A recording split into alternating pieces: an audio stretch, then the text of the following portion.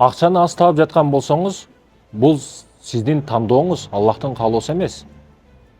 Чындыгында ушуну түшүнүшүбүз керек. Бүгүн Кудайымдын каалоосу түшкөндө мен кембагалмын да башка деген маселени айтып, көп өзүндөгү жалкоолукту, өзүндө жок аракетти Кудайга төңкөп коет да, Кудайга аударып коет. Жок, кыламын дегенге жол, кылбайм дегенге шылтоо ар дайым ачык. Бүгүн миңдеген шарттар бар, шанстар бар. Акча табуу үчүн, өзүң айтмакчы, боп кетиш үчүн, көтөрүлүп кетиш үчүн.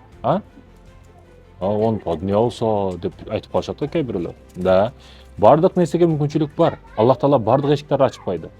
Илимге десең илимге бар, бизнеске десең бизнеске бар, спортко десең спортко, бардык эшиктер ачык турат. Эң кызыгы билесизби? Ошо чокко чыгып аткандарда худу сиздей уровендеги адамдар болушкан да. Алар болгону аракет кылышты, бир нерсени калтырбай күн сайын улантышты, аракет кылышты, чокуга чыгышты.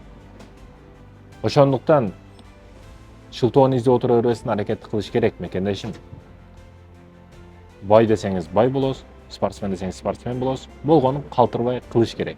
Жалкоо болбош керек. Телефонду чукулап, телевизорду чукулап береке таппайсыз.